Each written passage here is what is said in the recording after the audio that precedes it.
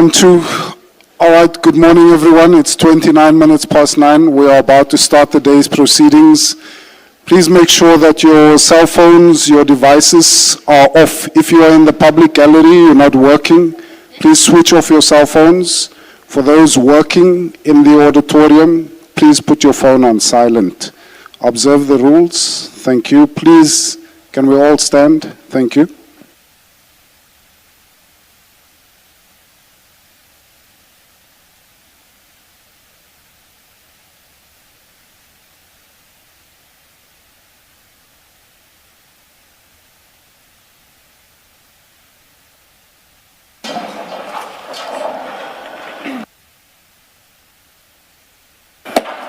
Good morning, Ms. Lo. Good morning, Ms. Hassim. Good morning, Ms. Van den Heever. And good morning, Mr. Matlala. Good morning, Chairperson. Good morning, Chairperson. Good morning, everybody. Chair, we are ready to proceed. Yes. Mr. Matlala, you recall yesterday when dealing with your supplementary statement, if you could go there.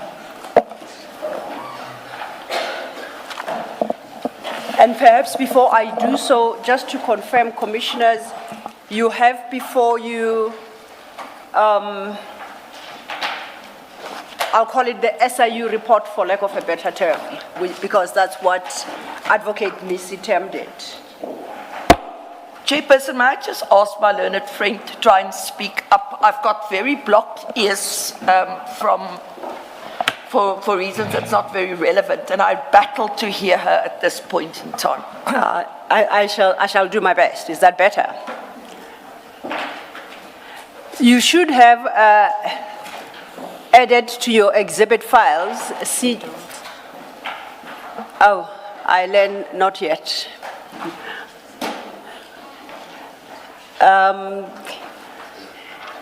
If I could confer, perhaps.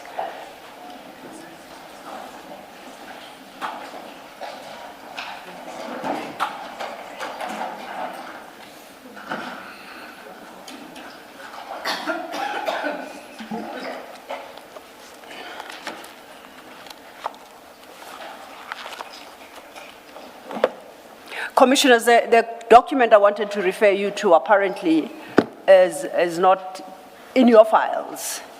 I understand there are challenges with the printer. Hopefully, we should have that sorted out. Before we start, CJC 442, the letter from the DPP, where does it go? It should be, we are now at file what? Our last file? Or does it go to the last file? It goes to the last file. And the document I wanted to refer to would follow that to be CJC 443.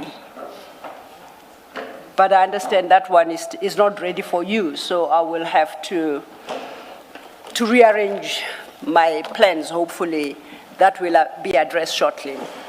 As always, I'll rely on the attorneys to sort out my file. Thank you. In the meantime, then... Oh, by the way, I forgot for them to sort out our files. Commissioner Baloi once chastised me for referring only to myself. And your collective files will be sorted out. Thank you, Chair. In the meantime, then, Mr. Matlala, let's pick up where we left off yesterday. And we were dealing with the issue of General Sibia. You recall? Let me start here. Do you have your statement before you? Yes, I do. And do you have your supplementary statement close by as well? Yes, I do. Okay, good. We were dealing with the issue, your relationship with General Sibia, and seeking answers which you didn't provide in your main statement and or your supplementary statement, particularly the question set out in paragraph 2.1 of Regulation 10.6 notice. You recall? Yes, I recall. Okay. Now,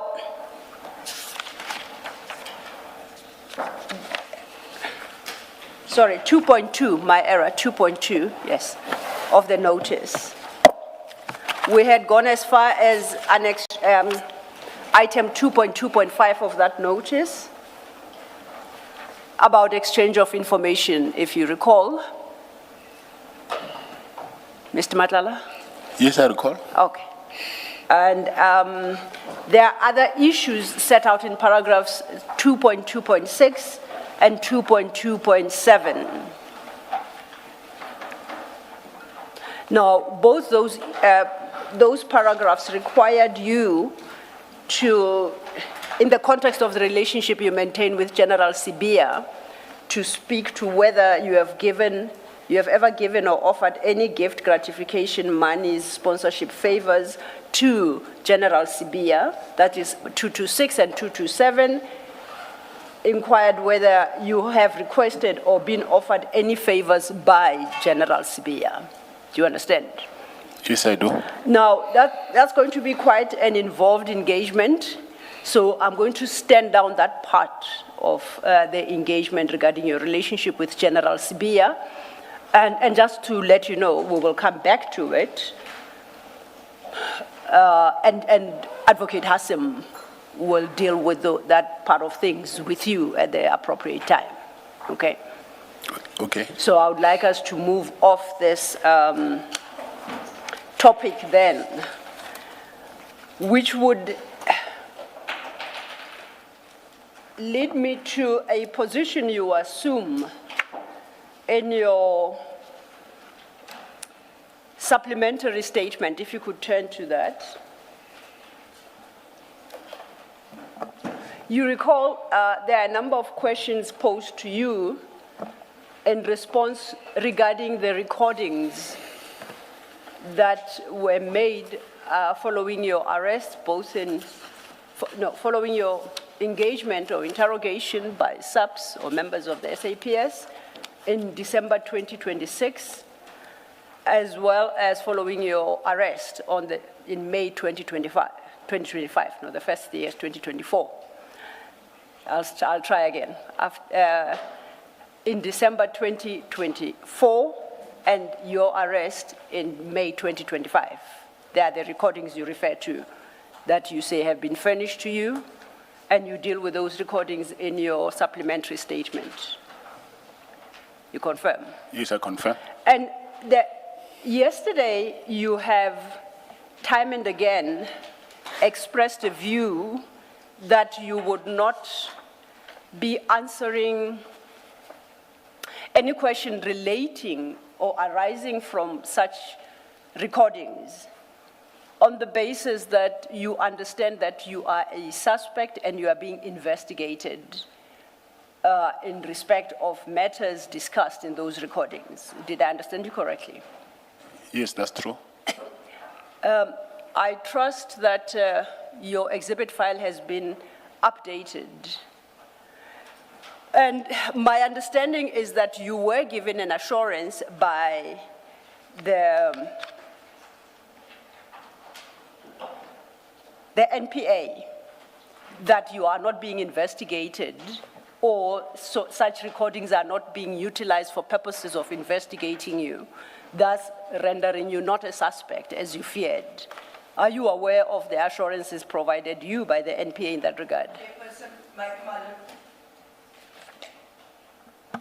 Maybe my learned friend can just direct me to the where she gets this information from, this assurance that she refers to, and what does it exactly relate to, or how. I wanted to understand where she gets the information that she currently raises and relies on. The issue of the assurance given by the NPA that he will not be prosecuted for anything pertaining to these recordings. And these recordings, does it now mean it's recordings relating to December of 2024 and his arrest in May of 2025? And does it also include the unlawful recording that was made when he was approached in prison behind the back of his attorneys at that point in time? Chair, I hear my learned friend's address to you. I submit it's absolutely irrelevant. I've posed the question to the witness, and the witness will answer my question. If Advocate Van de Heever is interested in what I intend to have for lunch, it's a conversation we will have outside. She's not going to preempt my line of questioning. Only if we get to a point where she says, I have failed to do so, then I suggest that she's got no basis to be interrupting my examination of the witness. So, if you will, I've posed the question to the witness. I would like the witness to answer. Chairperson, with the greatest of respect to my learned friend, when you pose questions to witnesses, again with respect, you need to have a basis on which you make a certain statement. And it's all I'm asking, is there a basis that she relies on? And it's not necessary to become aggressive about it. I simply am here to do my job. I'm asking, is the statement that she makes that assurances have been given, does it have a factual foundation? And if so, can we please just understand what the factual foundation is? Otherwise, what we are busy with here, with the greatest of respect, is to try and catch my client at this point with certain statements that made. If there is a foundation for a factual foundation, then just give it to us. There's nothing that says I'm not entitled to ask what the statement is based on. In the interest of progress, may I make this suggestion, which I think in the circumstances is a practical suggestion. Yesterday we made very good progress with Mr. Matlala regarding broad or blanket attempts at asserting the privilege against self-incrimination. We referred specifically to paragraph 109 of the unanimous judgment of Justice Jafta, and we said there must be specificity as to the crime in respect of which the privilege is being claimed, and then the basis, that is, in the context of that crime, the basis upon which the privilege is being claimed. It cannot be broad, it cannot be generalized, it cannot be blanket. May I suggest, Ms. Sillo, in the light of that, so the fruitful ground that was covered yesterday should, in fact, I think at some point I did say that it covers the entire spectrum, which means it covers even the recordings. It cannot simply be said, for whatever reason, that the recordings are a no-go area. So with that as the springboard, as it were, can I just ask you to, Ms. Sillo, to ask your questions that relate to the recordings, and let's see how Mr. Matlala, aware of the legal position I took him through, responds to your specific questions. Thank you, Chair. Thank you. Mr. Matlala, my question to you regarding those recordings, has the NPA ever given you an assurance that matters recorded in those recordings do not currently form part of, are not subjects of any investigations? Are you aware? No, I'm not aware of that, Okay. Commissioner. Then may I refer us to Annexure CJC 442? That is the letter Commissioner Khumalo you asked about. That would be file 11. It's now being shared with you, commissioners, and the witness.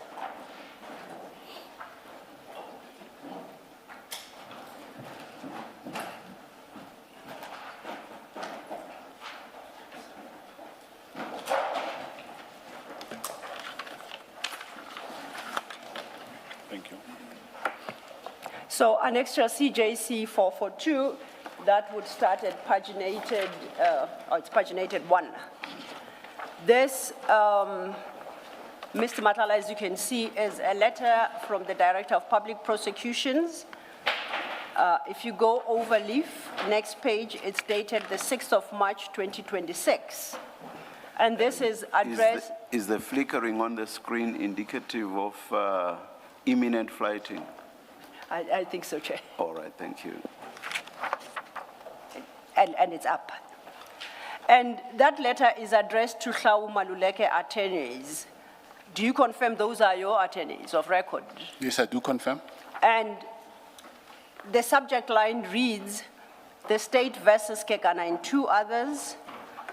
Your client accused 3 Vusimuzi Matlala. And then it gives detail of 3 cast numbers. And in summary, it says it's regarding conspiracy to commit murder, attempted murder, unlawful possession of a firearm and ammunition, money laundering.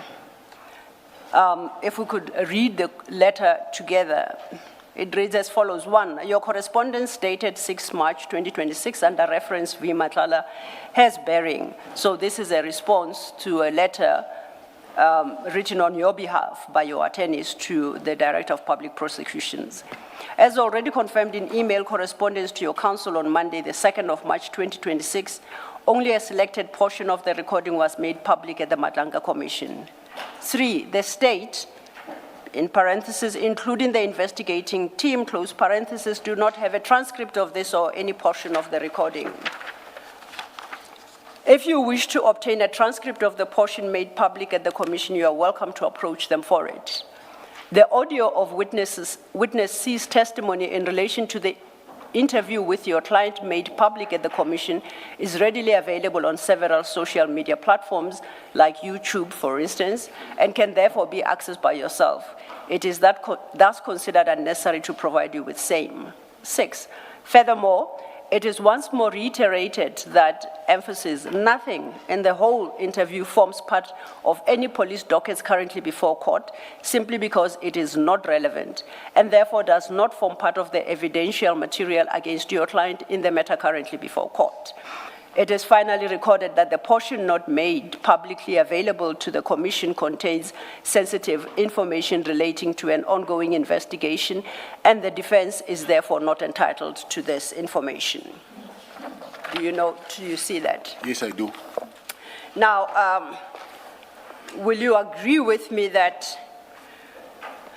the fact that those recordings may incriminate you, or what is stated in those recordings may incriminate you or in any manner infringe your constitutional rights against self-incrimination, are not applicable in the matters that you currently face?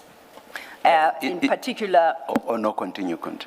In particular, the matter under reference here, which I think you refer to as the Pretoria matter. Not Pretoria, the Johannesburg matter. The Johannesburg matter. Yes. And I call it the Johannesburg matter to distinguish it from the Medicare matter. That's Yes. correct. Yes. Were you referring to recording singular or to recordings? And as I understand it, there are more than one. I understand that this is the order. Initially, before you read the letter, were you referring to recordings plural? I was referring to recordings plural. Plural, yes. And if I may explain, Chair, if you have regard to paragraph because 5. I'm looking, for example, reading paragraphs 5 and 6 together. Yes. They refer to witnesses' testimony. Yes. And the interview that was at issue there. So the specific reference is in paragraph 5. And then 6 refers to interview singular, obviously referring back to paragraph 5. So that would, I would imagine, relate only to one recording, and there must still be others. And if your question, which introduced the present debate, related to recordings, plural, I'm not sure whether there isn't a difficulty with regard to what the NPA says I'll about try. the recordings not being relevant to any criminal proceedings that Mr. Matlala may be facing. If we take a step back, Chair, witness C, when witness C... Perhaps also maybe let me add this. And then I think paragraph 7 complicates it even more. Because there, the NPA says, you are entitled to the interview singular referred to in paragraphs 5 and 6, and that's readily available. You can get it online. It is on platforms like Yes. YouTube, so you can get it there. But then 7 complicates it by saying, the rest of the recordings or interviews raise sensitive material which relates to underline in ongoing investigations. Indeed. Which then brings that within the fold of possible or potential crimes that Mr. Matlala may face. I'll try and address them in turn, Yes, Chair. yes. The Chair will recall that when witness C testified, I think witness C introduced 2 recordings, and they were played in this forum. And these are the recordings that Mr. Matlala wanted. I am aware that at 5, the wording is witness C's testimony and refers to the audio. But by right, it's audios. And that may very well be a typo, because in their communication, it doesn't appear like there's a distinction drawn between any of the 2 audios. The position assumed by Mr. Matlala in his affidavit is he wants all audios that were played here through witness C. So they tried to obtain them from the NDPP, and this is the response that they obtained. They have been availed to the witness, both what was flighted here in the commission and the full, because there wasn't the full audio in respect of each inquiry. But the full audios have since been made available to him. So in response to whether it is 1 audio or 2 audios, I suggest that it is in respect of both audios, because nothing before us and in this letter distinguishes the one from the other. If the Chair has regard to his paragraph 9, it's page 9, sorry, and that is at paragraph 35.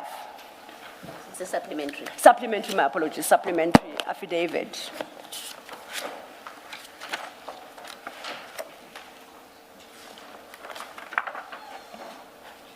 And this Page starts, 9 paragraph, I'm very sorry.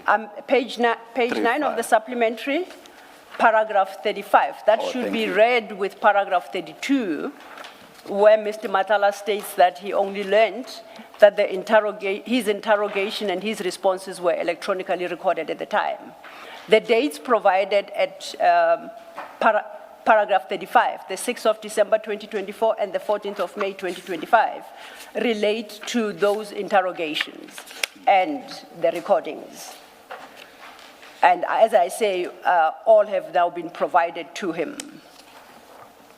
This response from the NDPP is in respect of the recordings that he says he subsequently learned were made during his interrogations, and he requires those recordings for purposes of this, I think he says it's the Johannesburg case.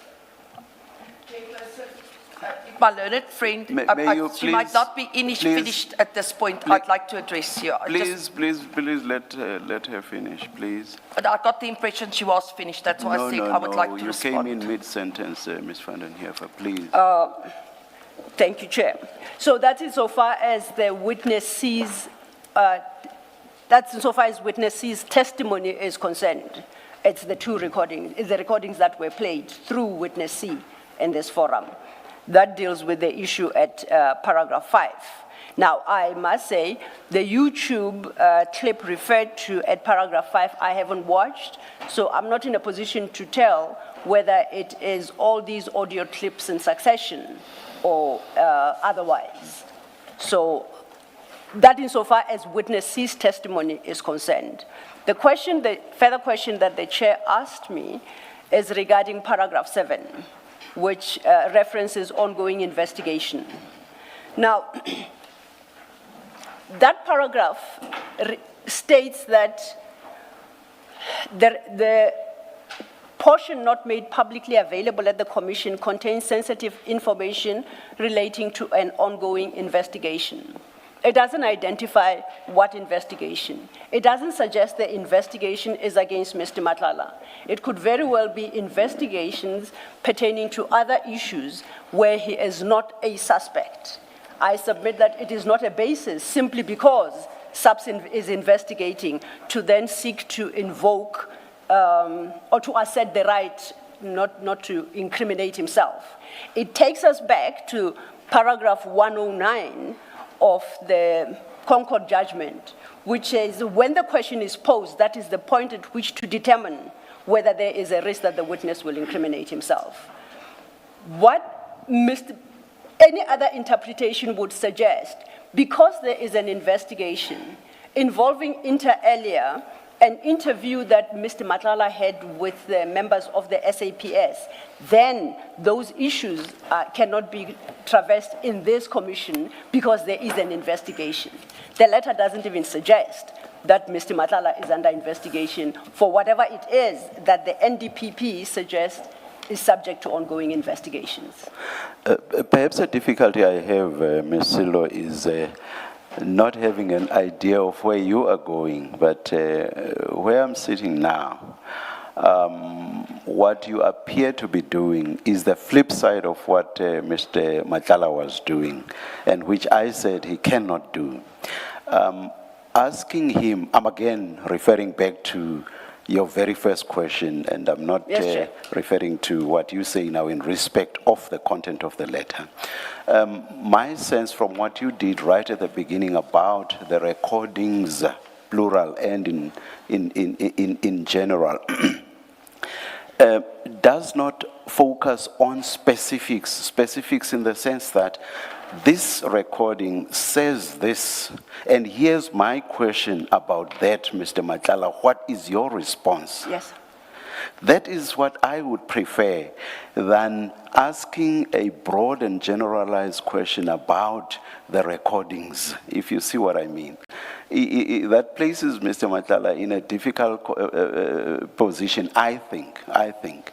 So that is what I was trying to say. Maybe I did not convey it clearly when I said I have a practical suggestion, and that perhaps what you should do, Ms. Silo, is to ask specific questions relating to the recordings.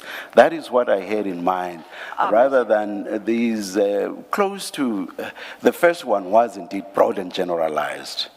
Maybe your later question relating to the letter it still comes very close to being broad to my mind. But as I say again, maybe that's because of where I'm sitting and not knowing where you are going. But I would prefer a situation where you say, there's this recording. This is what I want to raise with you about that specific recording. Here's the question, what is your response? I think we will make a good progress if we approach it that way. And we do that in the context of what we have already explained to Mr. Matlala yesterday. So he will not and should not give us yesterday's broad and generalized responses. May I plead with you to please No, Chair, it's not necessary. I'm still going to give you an opportunity, Ms. van den Heever. It's not necessary to plead Yes. with me. What I suspect perhaps Yes. happened, I was not as articulate as I would have hoped to be. Yeah. The purpose of reading this letter Yes. was simply to deal with the concern that Mr. Matlala raised yesterday, wherein he suggested that those recordings involve investigations in which he's a suspect. It was at the broad level. I think we are past that stage now. Yes. We are past that stage now, and Mr. Matlala sitting there. I even directly spoke to him about the legal position, and I think I remember him in so many words saying that he understood what I was conveying. Then if he understood, it takes care of my issue, because yesterday, the bulk of the issue, I think, the engagement with Mr. Matlala was in regard to the criminal cases in which he's an accused. Yeah. Then he raised this issue of being a suspect because there are ongoing investigations. There is another matter in here for which I think Ms. Cordelia, I forget her surname, I apologize, has provided An affidavit. an affidavit, and those are investigations by IPID. So these are different investigations that I am referring to. And the point I seek to make to the witness is that you are not, contrary to the position you assumed, you are not under investigation currently. I want to assure you that I will not allow Mr. Matlala to say nothing about those recordings because I'm being investigated. He will, in accordance with paragraph 109 of the Constitutional Court judgment, have to specify a crime for us to have a better idea as to the basis upon which the privilege is being asserted. I'm happy to leave it at that on that basis, Chair. Thank you very much, Thank Mr. Law. Ms. van den Heever? Thank you, Chairperson. I promise to look and see and watch her light until it goes off, so as to not create the impression of trying to interrupt her, because that was not what I was doing. Thank I got you. the impression she was finished. First of all, this letter was in response. Do you still want to address this? Yes, Because indeed. I think now we've, after my engagement with Mr. Law, I think this is done and dusted. Chair, But let me hear you. There's three issues I'd like to raise. First of all, this letter is in response to a very specific request, and the request related to the statement that was made by Mr. Matlala on his arrest. So it dealt specifically with the statement that was made in May of 2025. That statement we submitted, we entitled to under the provisions of section 335 of the Criminal Procedure Act.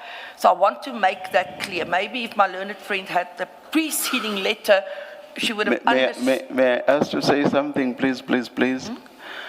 I wonder if any of that matters now, because the upshot of my engagement with Mr. Law is that her engagement with Mr. Matlala on the basis of that of the content of that letter no longer arises.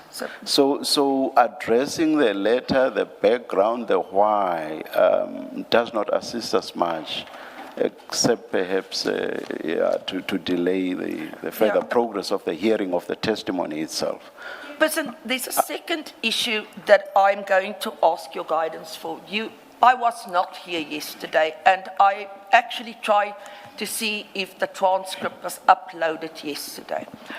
What I've noticed, and what is patently clear from the answer or from the affidavit, the supplementary deposed to by Mr. Matlala, is that in addition to whatever is stated in paragraph 109, and I submit you need to read it together with the other paragraphs and in the specific contents of the AFTA judgment, Mr. Matlala specifically seeks to enforce constitutional rights that he says he's entitled to. Now, that issue seemingly has not been dealt with, and that's why I said, please forgive me if you did deal with it. I did speak to the juniors about that particular aspect. And the only question that I'm seeking clarification from you on at this point in time is if it is the Commission's stance that the only rights under the 1947 Act that Mr. Matlala can seek to enforce is the right against self-incrimination, that he has no constitutional rights before you, and that he cannot claim any of those constitutional rights at this point in time. As he set out in the affidavit, where he specifies those rights that he seeks to enforce. If I can please get your guidance on that aspect, Chairperson, because I think that the right, well, I don't even want to call it a right, what is stated in, I think it's section 3(4) of the 47 Act is extremely limited. We now have a constitution that goes far beyond that. And that is the rights that he seeks to enforce before you. Thank you, Chair. Ms. Hassim? I'm directing myself to her because Indeed, Chair. she was to have argued these issues. Chair. Thank you. Chair, first of all, I'm surprised that my learned friend is raising this now. Yeah. Because we've moved past in it. fact, This is- in fact, I wanted to say, but I just wanted to give you an opportunity. I wanted to say to Ms. van den Heever, raise your issue in relation to a specific question that has been put to Mr. Matlala, and let us see how the right you have, the constitutional right you have in mind arises. So it must be specific, and it must relate to a specific. That's how I wanted to, but... I'm quite happy with your response, Chairperson. So I do understand that the client is entitled on each and every specific point to raise the constitutionality or the constitutional aspect that he says he lays claim to. Thank you, Chair. Thank you. Thank you, Chair. And that was a bit of a concern for me because I didn't know whether we're reopening the application that was brought, but I think it has since been resolved.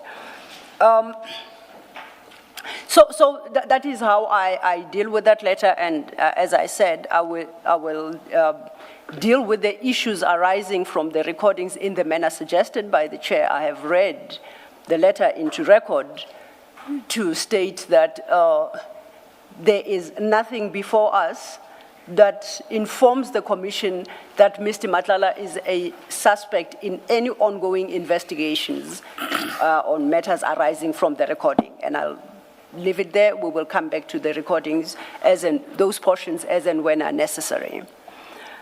Moving on then, Mr. Matlala, I would like to refer you to your supplementary statement at page 18. You recall yesterday when we engaged regarding your relationship with Mr. Hangwani Morgan Maumela and Mr. Suleiman Karim, you provided a joint response at page 18, paragraphs 93 and 94. Yes. You recall Yes, I that, do. yes. And we had a discussion about your paragraph 93, wherein you advised that your legal team was in the process of collating, it was subsequently corrected, documents that will prove that you are a suspect in matters relating to your relationship with either both or either one of the people identified there. Yes, I do. And to this end, there was a discussion around a quote-unquote SIU document, which, if you heard the Chair, we resolved that it shall be made available to the document that is sought to be relied upon shall be made available to the Commission. Okay. You recall that. And I confirm it has since been made available. Commissioners, the document made available to us is now CJC 433. No, 443. Dyslexic moment there. In file 11.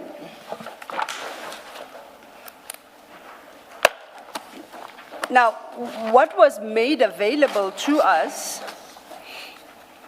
as this quote-unquote SIU document appears to be the special tribunal, the SIU Special Tribunal order of the 29th of September 2025 by the Honorable Madam Justice Victor.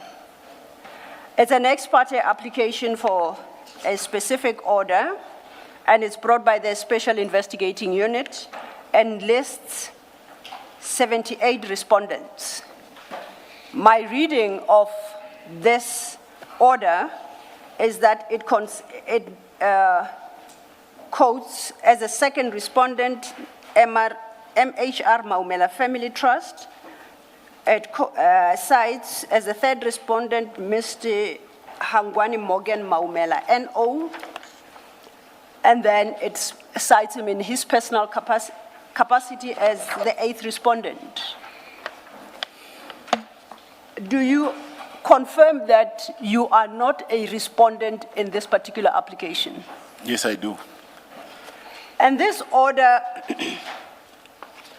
was basically a freezing order of certain properties registered either in Mr. Maumela's name or the family trust or other entities associated with him. And if we go to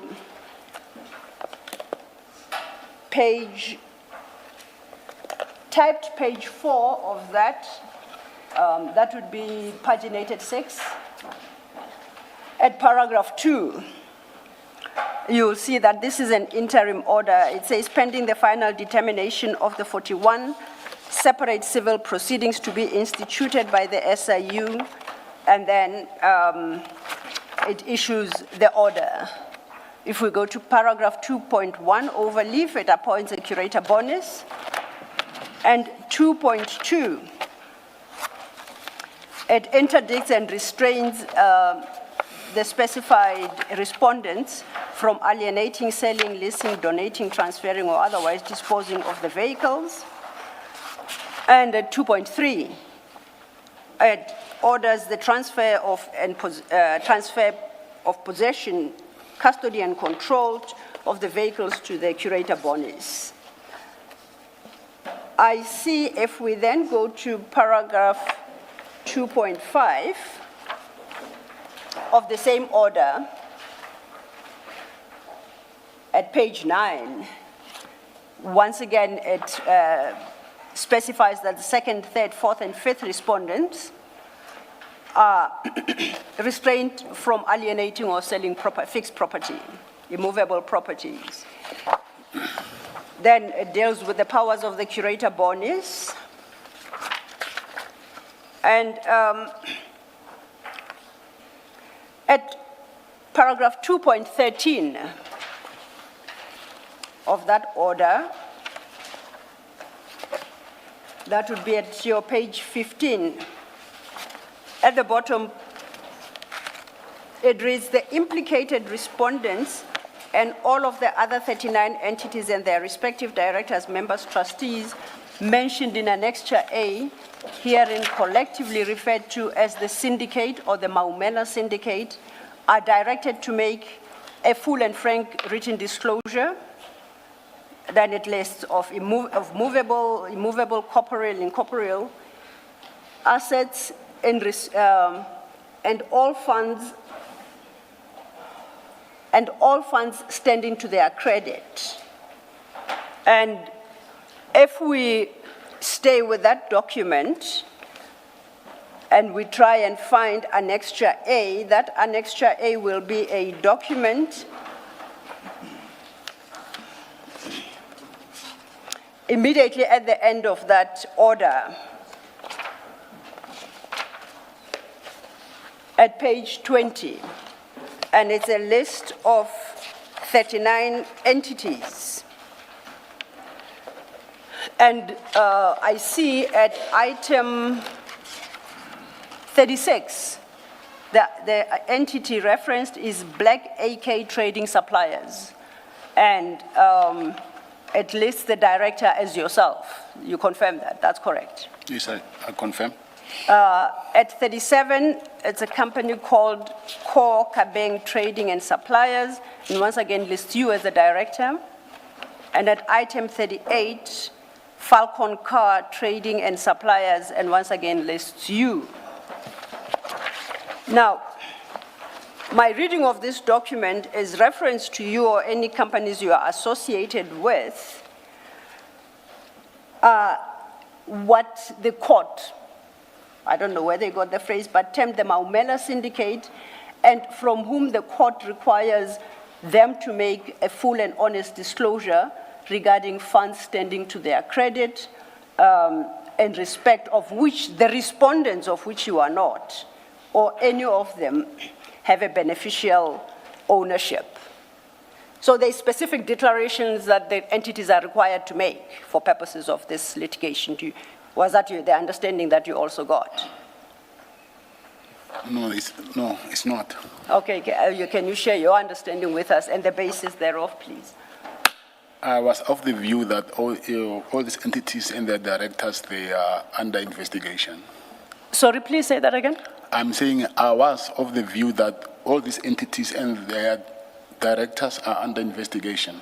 Which entities? The entities listed in Annexure A? Yes. And on what basis do you form that view? that why would they want us to disclose our assets and our bank accounts or whatever is in our name if we are not under investigation? But paragraph 2.13 tells you why the court is interested in those entities. It specifically says those entities must make full and frank disclosure under oath of all assets and all funds standing to their credit, in respect of which the respondents in this matter or any of them are the registered or common law owners, have a beneficial ownership, right, title, and interest, or some other type of real rights therein, in terms identical to those set out in the draft disclosure affidavit. So the court tells you what the interest in those companies is.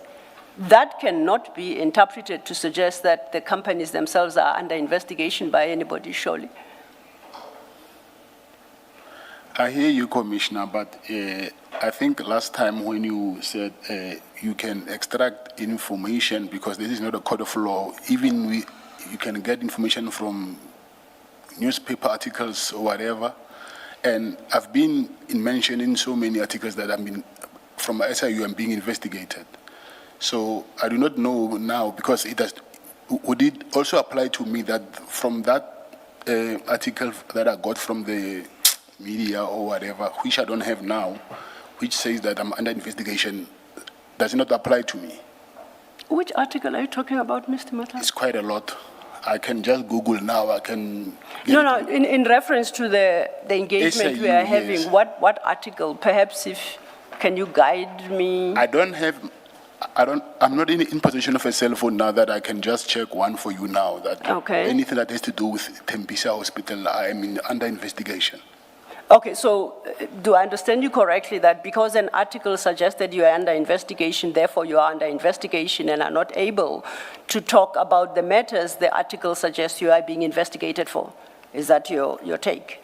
Yes, but I was not relying on an article. I'm saying this also proved that indeed I am under investigation, or else they wouldn't serve this to me. But beside this document, I'm referring to quite a number of articles that I know that. The thing is, I've never been approached by, I won't lie to you that I've been approached by an investigator saying that I'm under, I won't lie to you. Okay. Yes, I was never approached, but I just know that I am under investigation, which it might be true, it might not, I don't know that. And precisely, I guess, because it might be true, it might not. Articles are known to claim a lot. You have just confirmed that you haven't been approached by any investigator. So it's not confirmed to you personally that you are under investigation. Yes, but we are using the same articles to claim that I am under investigation. The same way as you yourself, you're saying you can use articles as evidence in this commission. So I'm using the same articles as well.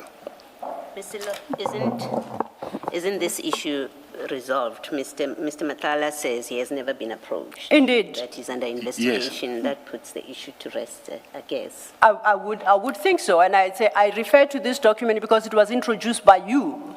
Of course, yes. To avoid responding to the question relating to Mr. Maumela and Mr. Kasim. Kasim, yes.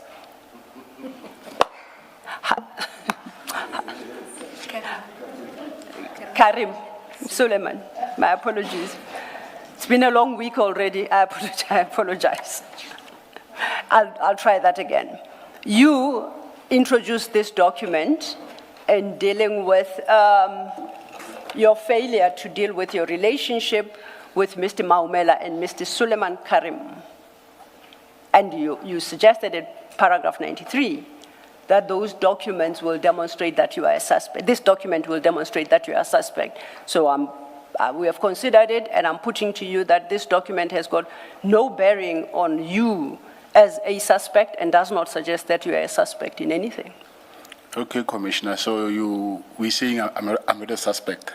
No, I'm saying this document, contrary to what you suggested, does not suggest you are a suspect. I take it. Okay. So I just want to understand that does this mean that I'm not a suspect in any of the SIU? I don't know. I don't know. Exactly. Yes. So I do not want to engage in something that I do not know also. No. What we are dealing with is a firm claim you made at 93, and I'm saying the document you put forward does not support that. I take Then it, having yes. done that, I'm going to invite you to then, as the Regulation 10.6 notice required of you, to speak of your relationship with Mr. Maumela on the one hand, Mr. Karim on the other hand, or collect both, if that is how it is. Even though I might be a suspect. In what? Matlala, you've accepted that you haven't been interviewed or told that you're a Yes. suspect in arising from these documents that you were relying on. You may well be a suspect in other matters, but right now the discussion is you answered at paragraph 93 that there are documents from which it appears or it will show that you are a suspect. You've just accepted to Ms. Sello that on this document at least, the one that you were relying on, you are not a suspect, but also you've not been approached by anyone that in law enforcement it has to be that told you that you are a suspect in these matters. I think it is fair that you should be then now required to answer now that we have established on the document that you relied on that you are in fact not a suspect, that questions that come from or relating to the 10.6 should be answered about your relationship with Mr. Maumela and Mr. Karim. Before you leave Annexure A, Mr. Matlala, when you were first here, the Commission asked you about companies that you own or have interest in, and you only mentioned 3. But now in item 37 and 38 of Annexure A, there are 2 other companies that you did not mention. And I had this engagement with you. You mentioned Medicare 2024, you mentioned CAT VIP, the security company, and then you mentioned Black AK Trading Supplies. You did not, in your engagement with me, mentioned Core Kabeng and Falcon Car Trading. Why is that? Do you have interest in these companies, and why did you not mention them when I first asked you to clarify this issue? Because those companies are deregistered. They are deregistered? Yes. When were they deregistered? Long time ago, I don't remember when, long time ago. Because this judgment or this order of the tribunal is dated 25 September 2025, and it suggests to me that they still existed in September 2025. Yeah, but with a quick search, we can verify that those companies are being registered, Commissioner. All right, thank you. May I, Mr. Matlala, with regard to the point that your entities are listed in Annexure A, you are therefore being investigated. May I ask to take you to page 16? The same, the paragraph 2.13 of the tribunal's order. The tribunal's order. Yes. You still have it close by. From 2.13, right? Yeah. Yes. Perhaps instead of going page straight- 15. Yeah, let's start at page 15. Yes. The implicated respondents and all of the other 39 entities and their respective directors, members, trustees mentioned in Annexure A are directed to make a full and frank written disclosure under oath of all the property and or assets and of all funds standing to their credit. Now here's what I want to engage you on.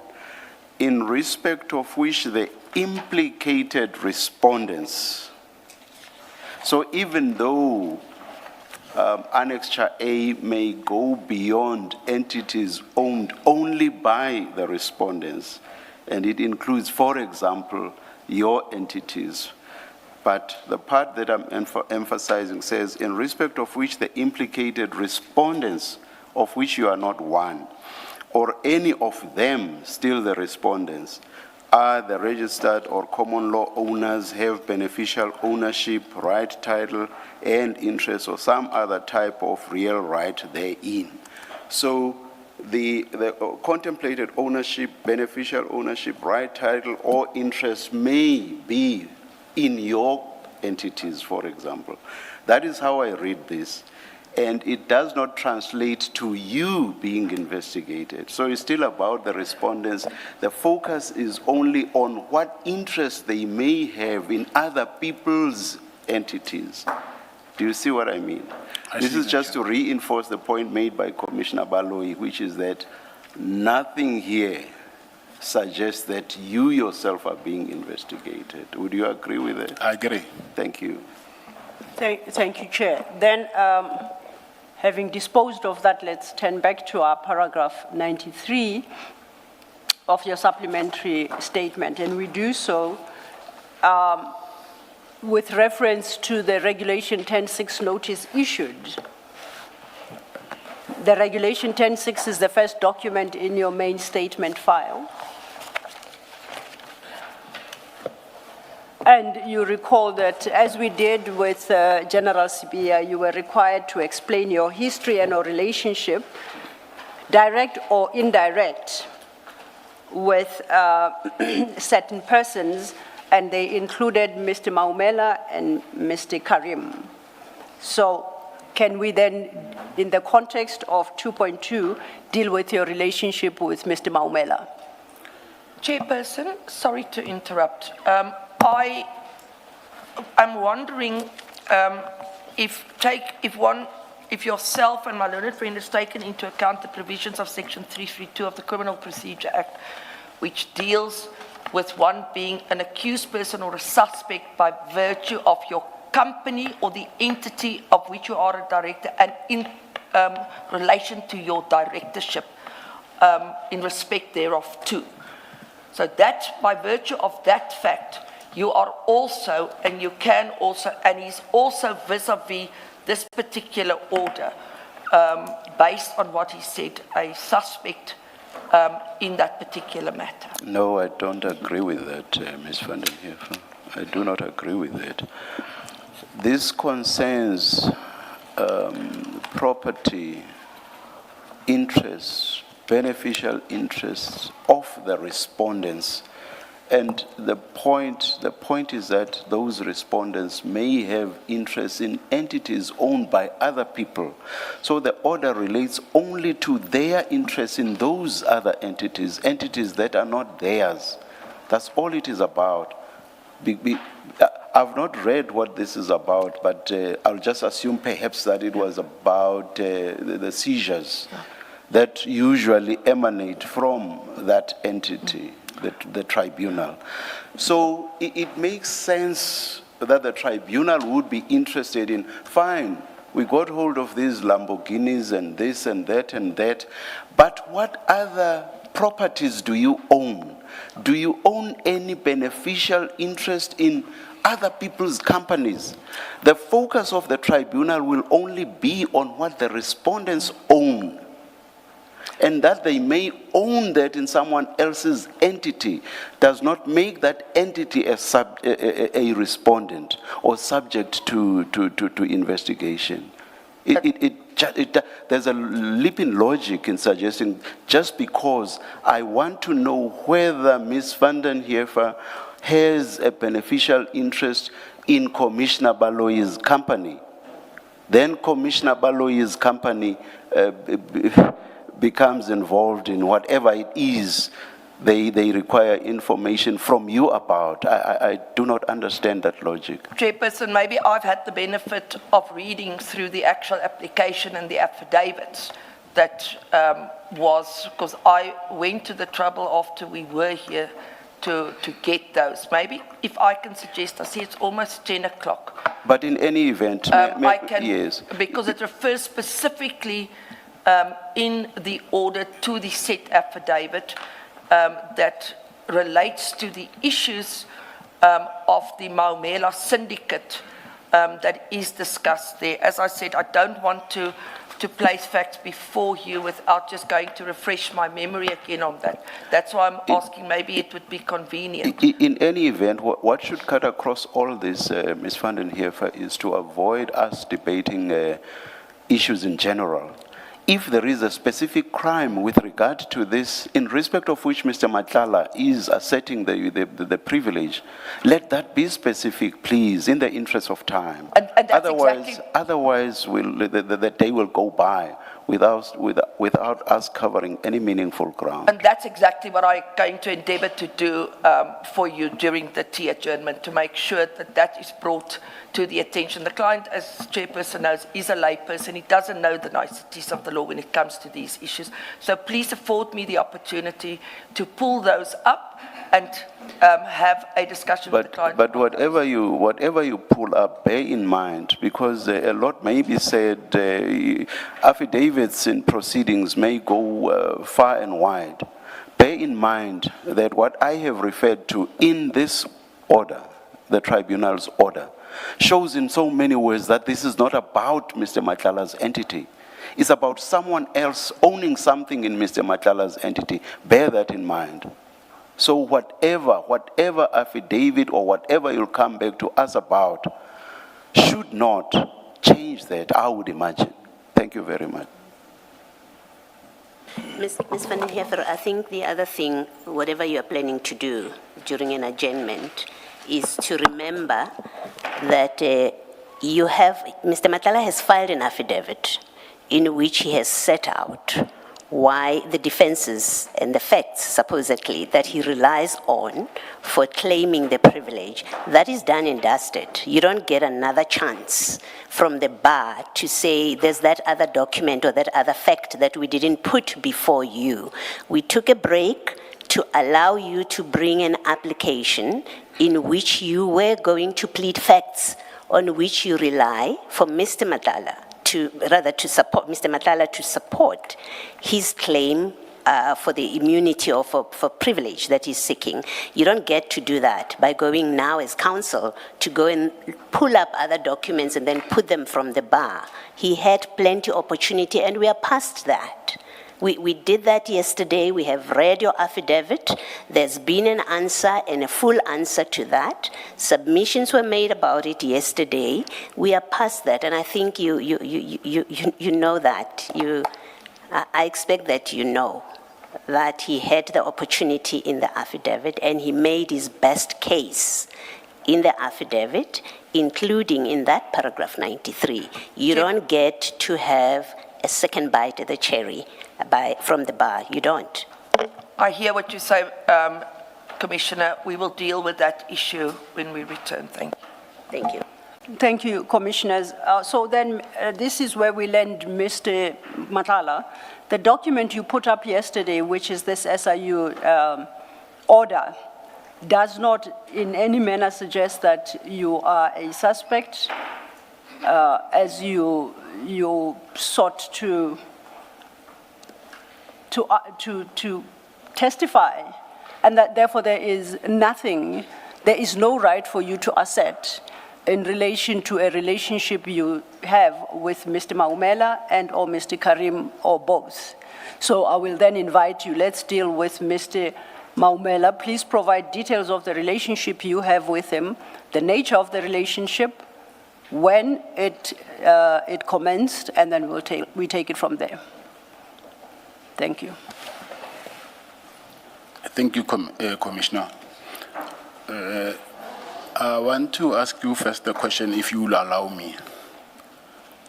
That just because I failed to prove, which I take it, what the chairperson said, that it does not prove that I'm a suspect, and I take it. I failed to prove that. So does it mean that entirely I am not a suspect just because I failed to prove that I'm a suspect, or I might be a suspect? I'm saying this because I do not want to waste the Commission's time. So I would prefer that if we do, I'll continue to comment about Maumela's relationship with him. However, I want to understand that whatever that I think is under investigation, do you still expect me to comment on that?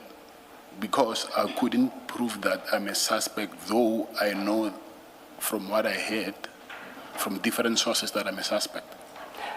Mr. Matlala, as I understand the position, you sought to demonstrate that you are a suspect by producing the document that Ms. Sillo took you through, and including us for that matter. We have also demonstrated, and you now accept, Yes, I do. that that document does not show that you are a suspect. You are not barred. This commission is not barring you from demonstrating that for C, D, and E reasons, I am actually a suspect, and based on that, I'm claiming my right to privilege. So do not understand what we engaged you on just now. Do not understand it to mean that we say you are forever and ever not a suspect with regard to these issues, the issues under discussion now. We are not.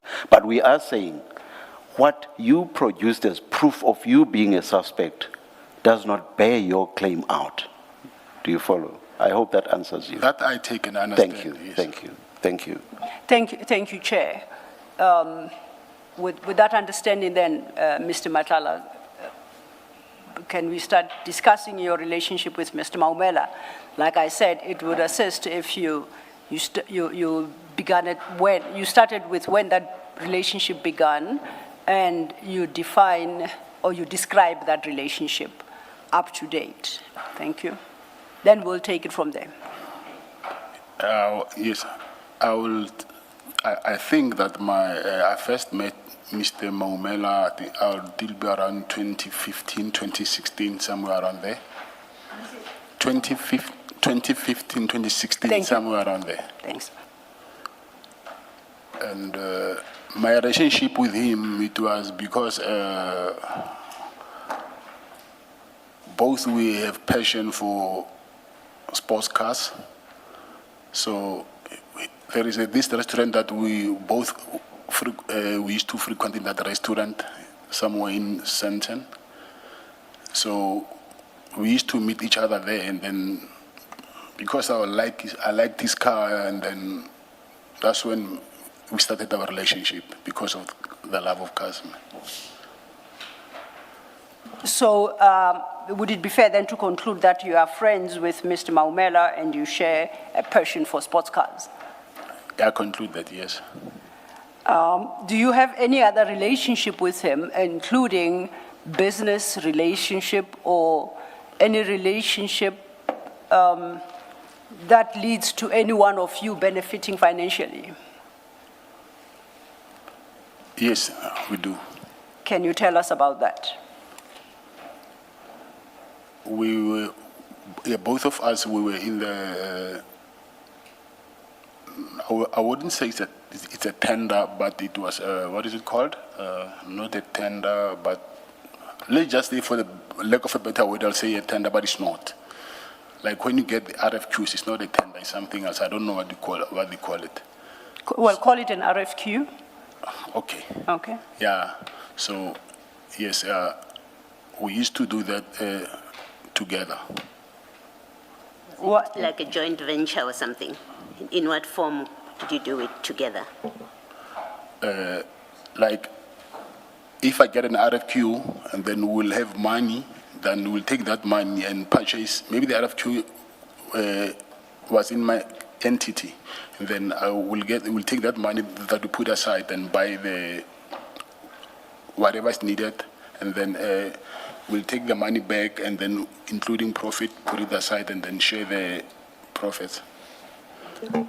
I don't know if you were talking about an RFQ, because then if you talk about investing money and sharing profits, it would suggest that we are beyond the RFQ stage. I understand an RFQ being a request for quotation. Yes. And this is where an entity submits a quotation in response to a public invitation, and then the quotation is successful or not successful. Yes. So in that process, until a determination is made, there are no profits to share as such. Of course, yes. So the RFQ does not provide. Yes. It's only if the quotation is accepted and then the award is made and the job executed that we can start talking profits. Of course. Okay. So now you say that the relationship you had with Mr. Maumela is that you would both invest and then share profits, and you say that with regard to an RFQ, having accepted then what is my understanding of an RFQ, would it be fair to say that you, following the submission of RFQs, you have been awarded certain public work from which you derived a profit? Can you please repeat that question? You indicated that both of you would invest and then derive profits. And you said so with reference to an RFQ. Now we have, since you and I agreed what an RFQ is, just a request for quotation, which may be accepted or rejected by the entity. We have reached that point, right? We agree. So course, now yes. I ask, is there any RFQ that was accepted on the basis of which you provided the work that was required or the goods that were required, from which you derived a profit that you shared? Of course there was. Which ones are those? Can you start listing them, please? I can't. It's a plenty. I can't. Okay, now which Not is... that I don't want to. I'm saying is medical equipment, and then I do not. I will say a stethoscope, as for example, maybe quantity of the stethoscope, a different medical equipment. Okay, let's do it differently. Let's talk about the entities that issued the RFQs. Which entities are those that you responded to and were successful? I wouldn't know about his entities. I will only refer to my entities. No, sorry, by entities, I mean, who issued the RFQ that you were successful No, he in? will do it on his own, and I will also do it on my own. Mr. Matlala, the government entities that invited. Or the government, the government entity. The government entities that invited. I'm sorry. Yes, yeah, I quotations from your understand. entities. Yeah, it's a Department of Health. Okay. Now, is that the National Department of Health or Provincial Department of Health? If it is the latter, which provinces? Gauteng. So it's just the Gauteng Department of Health. Yes, I think so. Nothing national. I'm not sure what I did national. I'm talking about what I know. I don't know. what I I'm did interested in when you remember we are myself, discussing no. your joint efforts here. No, myself, I don't know anything about national. Okay, so then in respect of the Department of Health, what did those RFQs require? If you could just, whatever you can recall. Medical consumables. Yes. Yes, that's it. Okay. Now, when was the first RFQ? I'll take it that is an estimation on your part. And when was the last?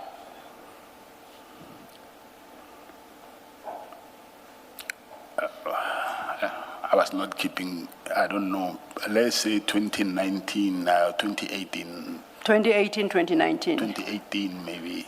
Okay. Now, were there so many that you can't even recall whether there were 2, 3, 15, 25? Yeah, there was quite a lot. Where you were successful? I'm interested in the ones you were successful, not the efforts you made. No, mine collectively for, I'll say for 3 years, they were under 5 million rands. So it's not a lot. That's you quoting alone? Yes. I'm interested in you and Mr. Maumela. No, Remember we were that's- not, I think maybe I've explained this wrong. We Okay. are not in a joint, there is a money that is somewhere there. So whatever you get is yours, whatever I get is mine. And then from that money that you borrowed, that's where you will, depending on how much you borrowed from that money. I'm not saying his companies, I was benefiting from them, or my companies, I was benefiting from them. Okay, let's... The common thing that that because you said, was there any business that I did with him? Yes. I said, yeah, it's the money. but he will do his own thing and I'll also do mine on the side. Okay, let's try it from this angle. Perhaps I asked whether you were involved in any business or business ventures. You said it's the money. Can you describe the nature of that business, of the money? I think I just need to give you an example that I will say to you that just put 1 million and then I'll also bring 1 million. Yes. And then if you get your RFQs, you can take from that 1 million, depending on how much they want. You'll take 300,000. And on that, let's say you take 300,000, you go and buy whatever is needed for that from our money. And from that 300,000, and then when you bring it back, because of you've used the money, so it must come back with profit. Okay, so do you create a pot of money where you both invest and from which you draw to individually respond to RFQs, or how exactly? I'm trying to understand how these transactions were happening, and please excuse me if I'm slow. Commissioner, now we're going deep to the investigation that I was trying to avoid, but which I do not know whether I will be part of or not. So, however, for you to understand much better, I will say it's not like we've opened a mutual company and then have money in the bank for that specific purpose of this business. I will take it from, it will be money that maybe is, depending on, it will be either in his account or mine. There was You pooled, as in POOLED, you pooled funds together. Yes. And from those funds, if you got a contract, or if he got a contract, each one of you would then take money from the funds that you've pooled together for what's required at the initial stage of performing in terms of the contract you got. So you use a portion from those funds for that purpose. Of course, yes. Yeah, and then you say you then pay those funds back into the joint fund, if I may call it that. You pay that back.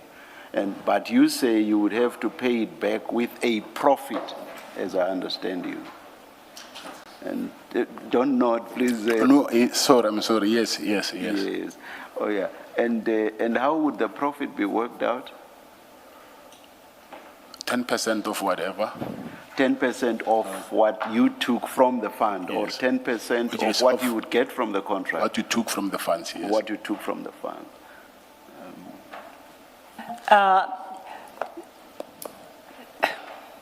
Which then would lead me to the question, does that become a revolving fund, or is the fund dissolved at some point and you split profits that have been earned by quote unquote the fund? How exactly does it work? I will, okay, I'm going to give an example again. I will say Yes. maybe you are the supplier. Yes. We need to buy stock from your company. So we'll put money in your company. And then whatever we want to buy, we already have credit. So we'll take from stock from your company, and then you will tell us how much is left there. Then anyway, both of us will know how much is left, and then we'll keep on adding money to that account. It's not exactly the answer you gave the chair, because you explained that The profits will get them, yes. Yes. No, the profits won't go back to you because you are not part of the business. How do you split them when you are jointly contributing to the pool? I made an example earlier that, I'll give an example that I've put 1 million into your account, which you are the supplier. But in the example you make, I am not Mr. Maumela. Not Mr. Maumela, you are not a supplier, meaning we buy stock from your company. Yes, Yes. from the pool of funds that you and Mr. Maumela have raised. Yes, but the money is in your account because you are the one who's supplying us with medical equipment. No, It's easy. I'll never get it. Ms. Matlala, you keep going back to, remember in your engagement with Chair, you said whatever profit you make, Yes. you must put the money you took out of the seed account. course, You of must course. take it back, and then with 10%, because the interest you earned is 10%, you put it back into this account. Yes. From which both Yes. of you can draw. Now, the question Advocate Silva is asking you is, that account where you put the money back with 10%, at some point do you dissolve it, or what do you do with it? Not what you pay to the suppliers that supply you with the equipment. The account from which you draw and you pay back money once you've made profit with the 10%. What do you do with that account? Do you dissolve it and share 50-50 whatever is remaining, or what happens with it? Yeah, that's where the confusion is. Yes. The money is not in the account. The money is, we approach you, like I was trying to explain to Advocate Sillo, the commissioner, I'm sorry, that we will approach you, and since you are the supplier who will supply us with medical equipment, that listen, buy the stock for us, and then the money will be in your account. So you know how much, you will know how much, we will know how much we have in your account. So let's say we have 1 million rands, and then I want a stock that is worth 300,000.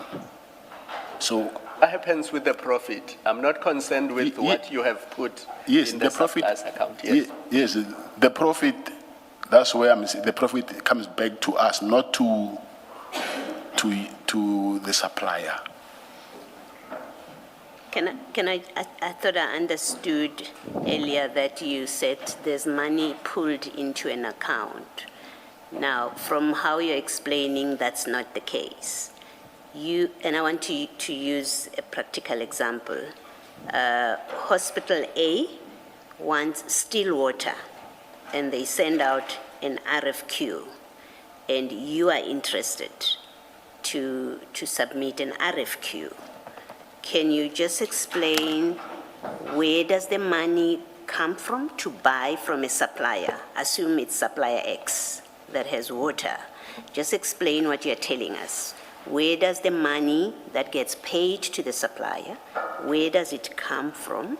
And once you have supplied, of course at a premium, so you've got a profit, where does that go? How do you handle that?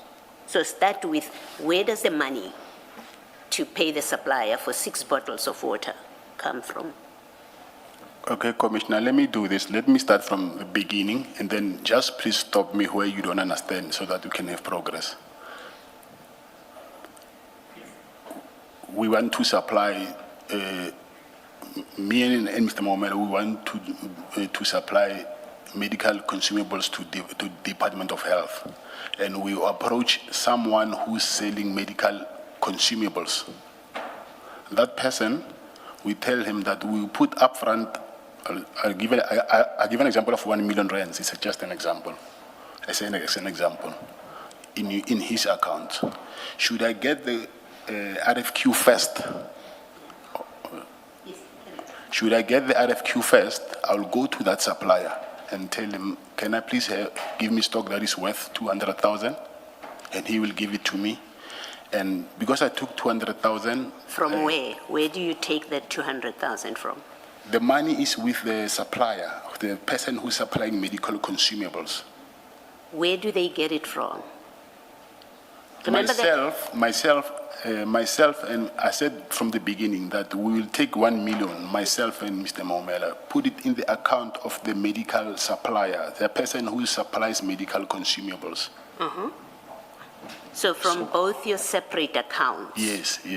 Each, or you or him, Yes. puts R1 million to the supplier? Yes. And then?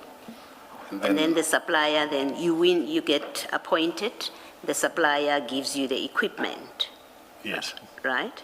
yes. And then the hospital, what happens with that medical equipment and the money? I give an example that, let's say he gave me stock that is worth 200,000. And then when the hospital pays me back that, pays me the money, I have to take back that, the money that I borrowed, which is 200,000. Mr. So Matlala. you borrowed it from whom?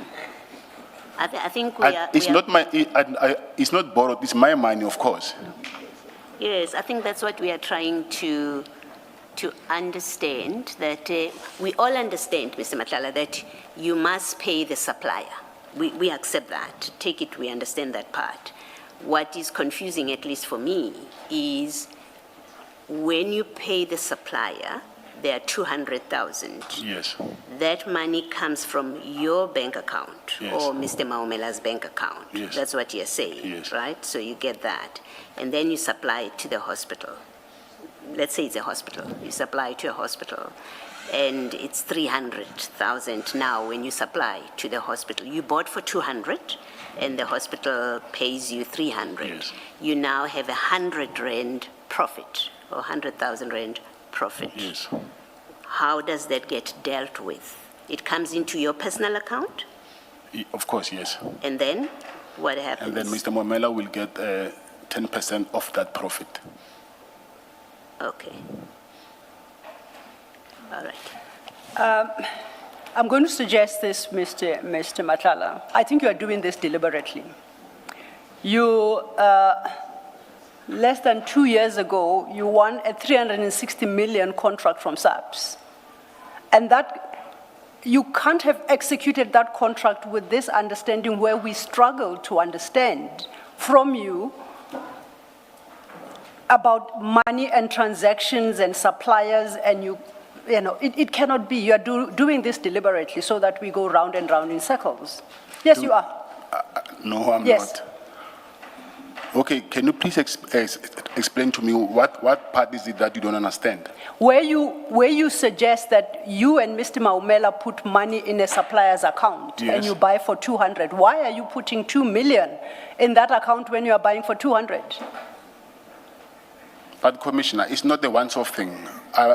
Remember, we are going to get stock from you now and then. So just in case it happens that at some point I don't have money, but I know that I've got credit in your company. So you invest in a supplier's account up to 2 million, but your RFQ that you won is for 200,000. So the supplier holds that 800,000 until you get the next RFQ. Yes, Is that your business model? yes, Okay. So when you get the 10% that you said you called the chair, you said that 10% goes to the supplier's account. I didn't say that. Okay, where does it go to? To the 10%, it will go, we'll share the profit, I said that, Where does it go to? to myself and Mr. Momela. So how does it get there? Because as Commissioner Baloyi pointed out to you, that 200,000 worth of medical equipment you provide to a hospital or to hospitals for which the Department of Health will pay you. I'm talking about profit here, profit. You must be paid before you can make a profit, surely. Yes, I'm saying the profit, that is the money that goes to my account, the profit. I do not know what part maybe you're missing from me. I don't understand. I'm just a mere lawyer. Maybe these business issues are above my pay grade. Chair, I see it's 2 minutes to 11. This might perhaps be the appropriate opportunity. Let's adjourn and resume at 11:30.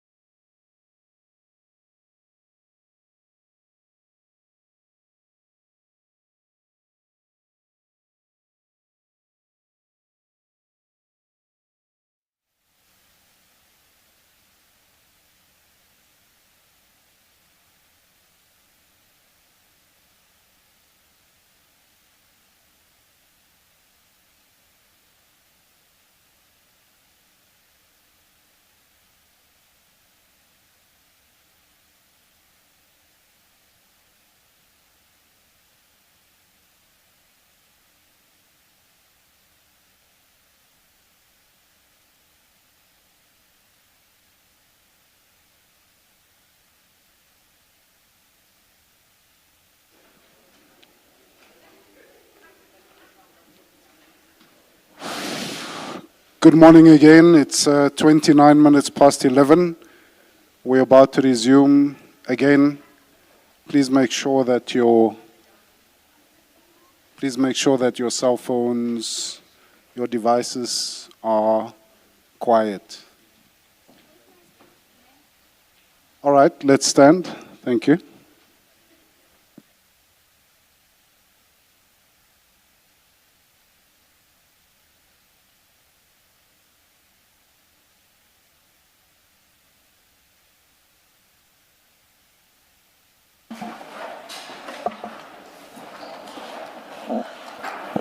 Yes, Mr. Lord. Thank you, Chair.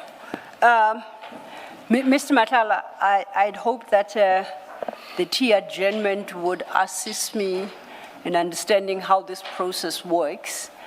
So perhaps if I could ask you to explain that relationship from the beginning, I'll try not to interrupt as best as you can, then we can move forward.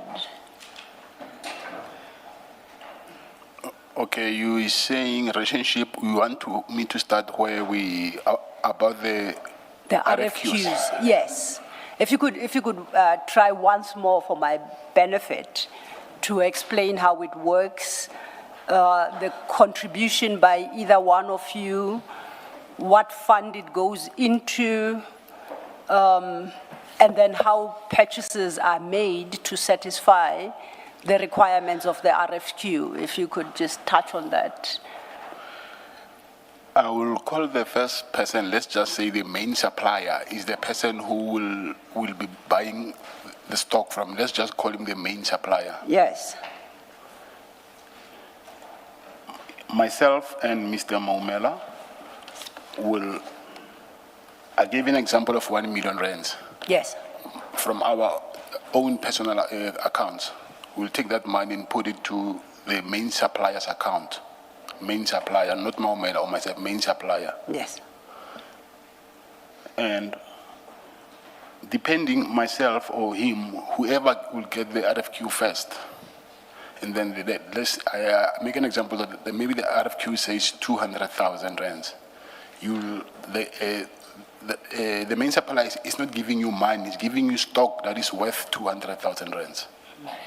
And then you go and buy your stock, and Commissioner Baloyi made an example that you get 300,000, and then the 200,000, because you took it from the main supplier, it goes back to the main supplier's account.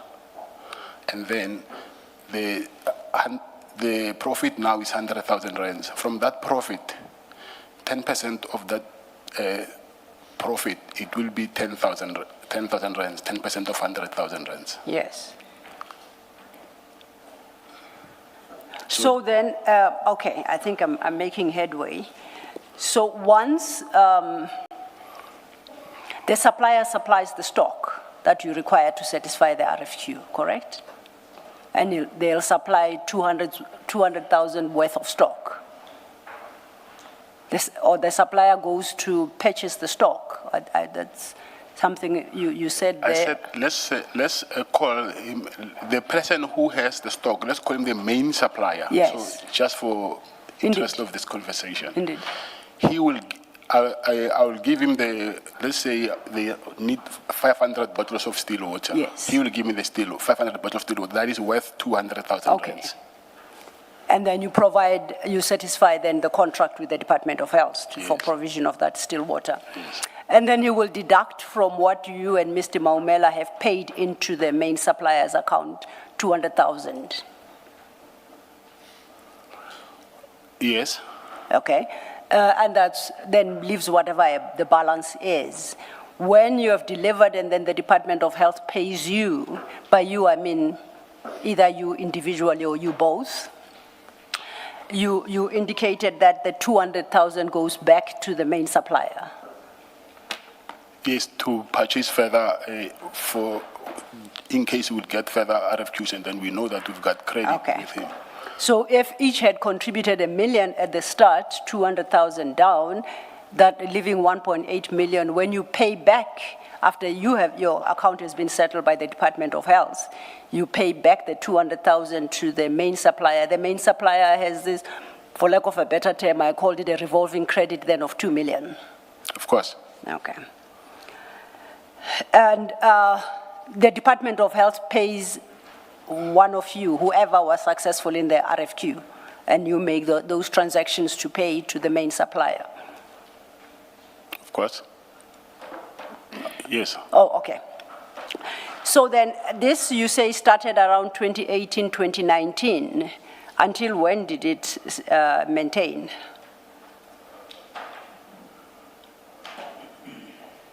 Maybe 2023, I think 2022, 2023. Okay. Now, how many suppliers are we talking about? A rough estimation? How many suppliers? Yeah, supply. You said there are many RFQs. You said there were too many to count. So on that basis, I assume that there are many suppliers, unless I'm wrong, in which Suppliers. event? Main suppliers, yes. Suppliers is, I don't know, okay, I was using my companies. Suppliers, are you referring to companies when you say suppliers? Yeah, I assumed when you brought in the notion of a main supplier, you meant the company that will provide you with the stock that is required. Yes, that's correct. Yes. So I want to know this arrangement you had with what you call quote unquote main supplier. How many main suppliers over that period, 2018, 19 to 2023, were there? Okay. Yeah, it's only one, but he had two companies. Okay. Yes. What is this supplier? What's the name of this entity? The one that I can remember is called Telox. Please say that again. Telox. Telox. Is that a PTY or TELOX? I don't know that. Mr. Matlala, you can't give over 1 million to somebody you don't know. You've got to have something. I don't know what is PTY. I don't know that, Commissioner. Okay. Now, where is this based? His company, Yes, this Telox, where is it based? his factory, I think, is in Midrand, and the other one is in, I think, Jetpack. So they are both called Telox. No, the other, I forgot the other. I'll find it. I'll find the other name and then I'll tell you. I'll just have to go through. I'll find the other. So, so now we're down to two. In that period, and accepting that you establish more or less a revolving credit with either one of them as main suppliers, how much did you personally, how much did you both invest in either to maintain this revolving fund? We started, I think, with 1 million rands. It was R1 million. I'm not sure. Yeah, from the top of my head, I think so. Okay, perhaps if you give us a range, no more than, Let's say 1 million rands. is that guesswork or are you? Yes, it's guesswork. No, I want more than guesswork. I don't know. You deal with too many millions to know where you invested $1 million or more, right? I'm not saying that. Okay. So then, is this revolving fund with the main supplier based on a written agreement? No, it's not.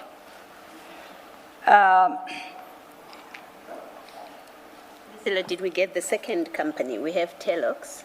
He said he doesn't recall the name of the second I company. said I'll find it. I don't You'll recall, find but I'll find it. Okay. And Commissioner, I don't know, because last time I heard you saying you went to Sapuna, the bank statements. It will show there when I was paying the supplier with the reference. we wouldn't know who of the many companies Yes, but I'm is saying the if second you, one. I don't know even whether I'll be having copies of those bank statements. Then I can go through them and then it will show, because the reference the reference was medical supply, and then I will know that okay, this is the other company. Okay. So now, how many you said there was no written agreement in Yes. respect of either one of them. Yes. So you spoke of a 10% profit. Again, let's use your hypothetical 200,000 worth of stock, which you then acquire, hand over to the Department of Health, let's say stethoscopes, and then you are paid, you will have your profit in there, correct? When you are paid by the Department of Health. Of course. Yes. So it is your company whose RFQ was successful. You pay back the value of the stock, which is 200,000, thus restoring the revolving fund back to its original number of 2 million, right? Leaving Yes. 100,000 as profit. Yes.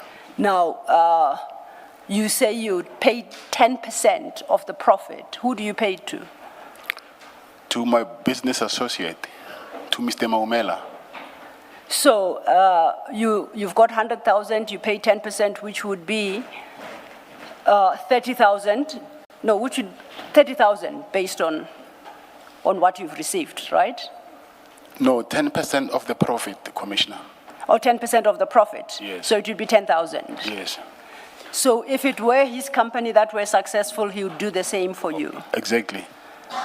And if you are operating independently, what is the benefit of this exercise that you work jointly? If I'm operating independently, Yes, because the RFQ is awarded to you individually or to Mr. Maumela. What is the benefit of having this fund out of which either one of you will gain 10% or where they've put in no sweat? I don't think I understand your question. Can you please just try to rephrase it? Okay. Why should Mr. Maumela get 10% of the profit that you made when he has contributed nothing? He contributed money because there is a money that we put into the main supplier's account. And we agreed that whoever gets RFQ first, we can take money from there, but you have to give me 10% of your profit. So that is your benefit. Okay, sorry. Sorry, I interrupted. I thought you were done. Sorry? I thought you were done. I interrupted. My apologies. Please continue. No, it's okay. I was just trying to explain that the benefit is the 10% of the profit. Now, has it ever happened that you provide supplies to the exact amount of what both of you have invested? In this case, we made an example of 2 million. Have you ever exhausted that? Yes, it happens. Okay, before I answered, let me just get, you're saying, your question is, has it ever happened that I spent more than 1 million? Is that your question? Well, that the entire amount that both of you have invested Yes. is used on one single RFQ. Yes, it happens. Okay, how often has that happened? But it happened a lot. But by then, the business was well established. We can use your own money. Please say that again. The business was I'll call it a business. I'll say it was well established. If it exceeds that, then you can use your own money. Because you have money that you're making from the profits. It's no longer, you're no longer using the fund. I'm saying if it exceeds that amount. No, I don't want it to exceed. I want it to stay below what you have both invested. So have you ever exhausted the fund? You've given the supplier 2 million, and you need to supply stethoscopes worth 2 million. Yes, this is what I'm asking. You're saying, meaning that the entire money that is with the main supplier, I have Yes. to use it to buy, Yes. To get stock. That's what you're saying. Okay, yes. Yes, and then my answer to you is, by then the business was well established. So you Okay. So effectively then, let's take you to be the successful bidder, quote unquote. You use up the 2 million to supply stock based on that RFQ to the Department of Health. What Mr. Maumela at the end of the day makes is 10% of the profit you make, and he's lost his entire investment of 1 million. You don't get to repay that. Go back to the question again. He lost the entire 1 million. Yes, he invested 1 million. Yes. You used it up together with yours to satisfy an RFQ. And you said your arrangement is that you will then pay him 10% of the profit. So his initial investment of 1 million rand, you use up, but you don't get to pay back. That never happened? Just a moment, Mr. Matlala. The broadcasters have asked that you switch on both your mics. Thank you. Thank you. Thank you, Commissioner.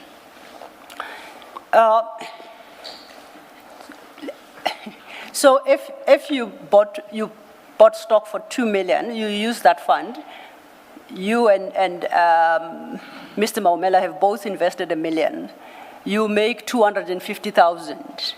So you give him 10% of the profit, which is, you make 2.5. Million. Yes. You used up the 2 million in the fund to buy the stock. You get paid 2.5 million by the Department of Health. Correct?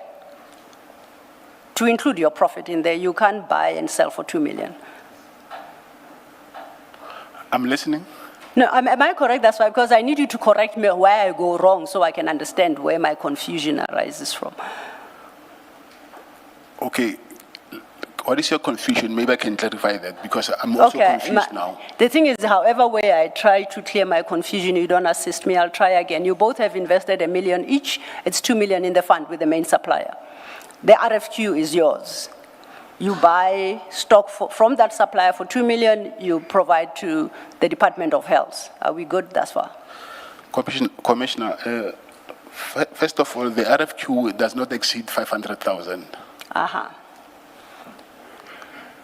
So it cannot be that you can spend the entire 1 million to get stock, and then because the RFQ obviously is less than 500,000. Okay, so Can we just amend it this way? You get 4 RFQs of 500 each at a time.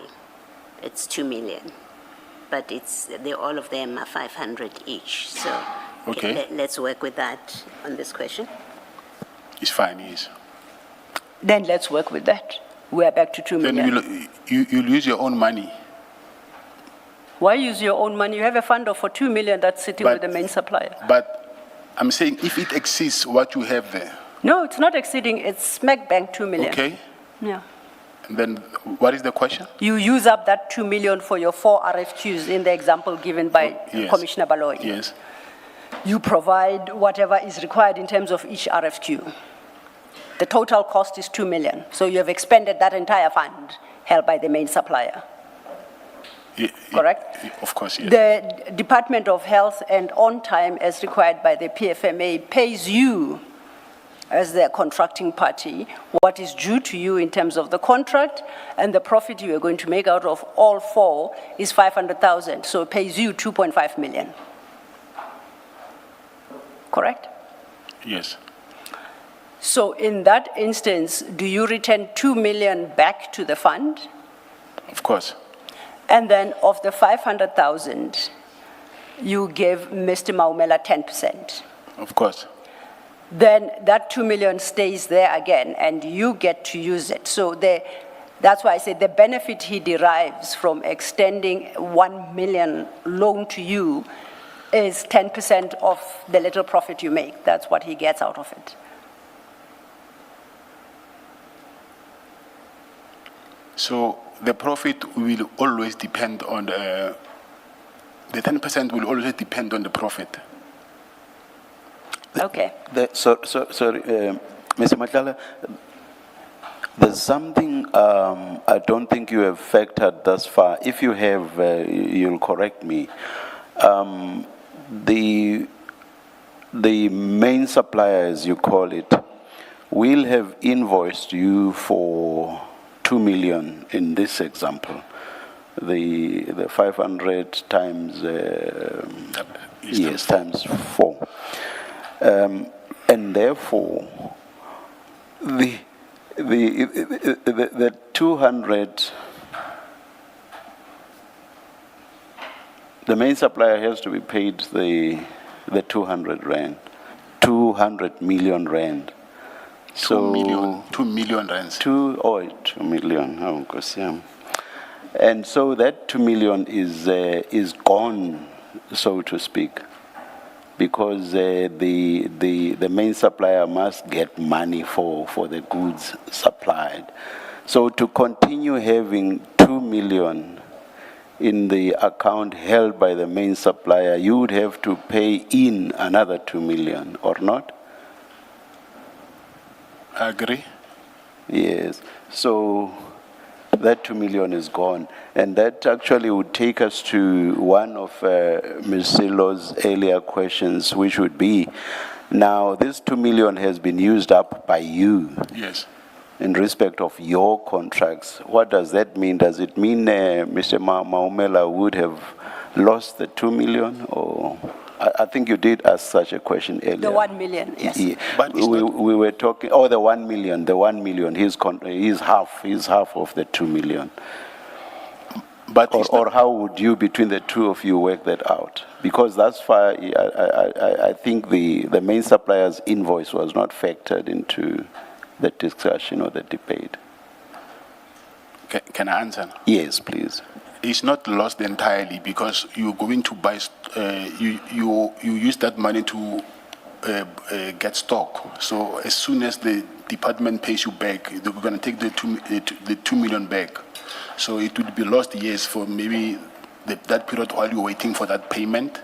As soon as you get the payment, then the money will be back to the main supplier's account. So I cannot say he lost his money, but for that period while waiting for the payment, yes, I will say only for that period. That's when I will say the money is gone. But we know that you're gonna get your money back. Thank you, Chair. Okay, so now we know you had 2 main suppliers with Mr. Maumela. That much we've established, correct?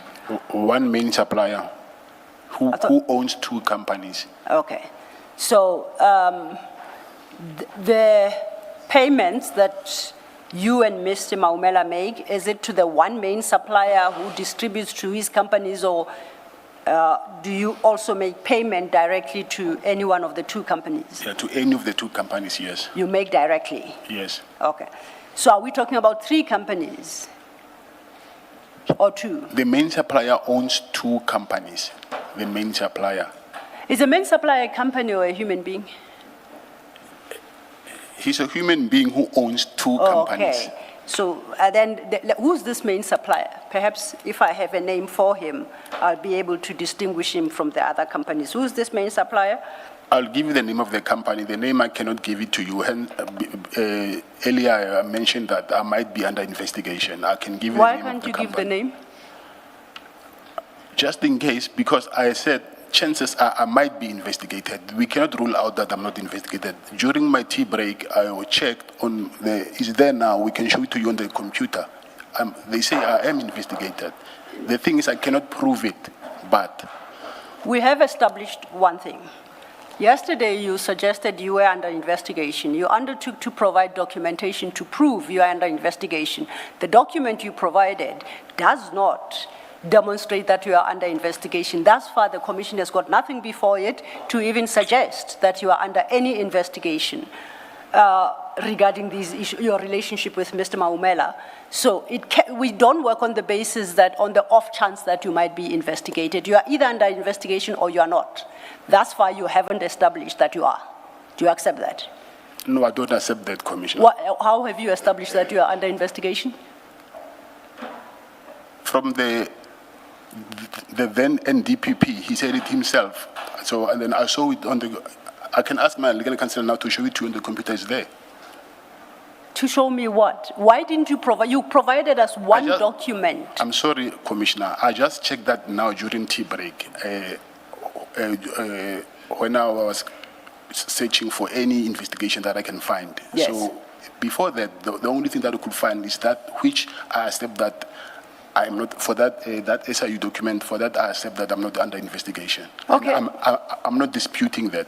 However, I said, because I cannot prove that, it does not mean that I'm not under investigation. Okay, then you say you found something on the computer. We will check it during lunch. But for our purposes, can you describe the nature of this document you found that confirms that you're under investigation?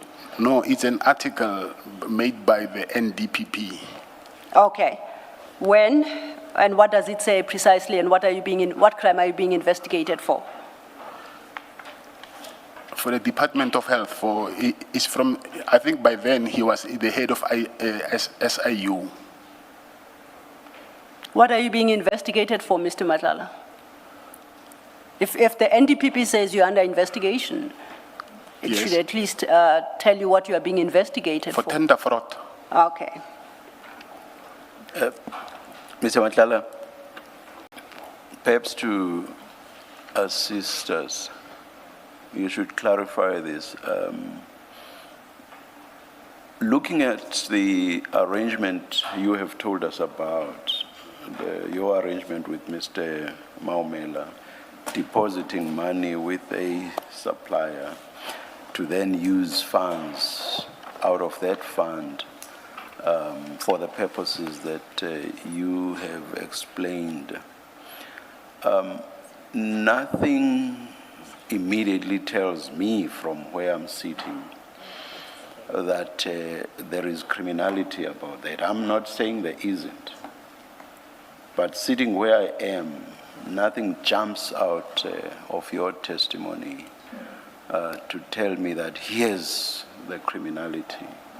So I find it very difficult to understand your standpoint that you are being investigated about this specifically, and for you to then refuse to answer the last question that Ms. Silo put to you. Do you want to comment on that? Yes, please, Commissioner. Yes, please. Chairperson, I'm sorry. Chairperson, it's because the investigation, I wouldn't know how wide would the investigation be, and I wouldn't even know that which or who are they going to interview or cross-examine. I don't know that, and I do not want to give up names of people who also might incriminate. I do not want to do that. The question that I was asked from the chair, from the commissioner, is my relationship with Mr. Maumela, which I was willing to comment on that. So, but anything that has to do with the investigation, I do not want to dwell on that. You see, the difficulty then is your response has a good few I don't knows. I don't know. And you are not able to pinpoint criminality to which you might be subjected, and for you to then be in a position to assert the privilege against self-incrimination. So, cut a long story short, I fail to understand the basis, if you are indeed asserting the privilege in this context. So I do not understand the basis for it. You remember our debate yesterday about the need for you to identify specific criminality and to, on the basis of that, claim the privilege. So it's on that basis that if you say, I don't know, and you are not identifying a specific crime, I don't quite get how you are claiming or us asserting the privilege. You want to comment? Chairperson, I want to ask that if there is an ongoing investigation, which I will say again, I won't say 100% that I am under investigation. It's what I heard, and it's what I heard also from the then NDPP himself. So my question is, if there is an ongoing investigation, doesn't that stand as, the thing is, I do not know how the rules apply of the commission applies, but I don't know whether if there's an ongoing investigation, does not that stand as why I do not want to answer a certain question? You see, I'm engaging you on the basis of the facts that you have proffered. And on that basis, I have said there's no criminality that jumps out of the narrative you have given us.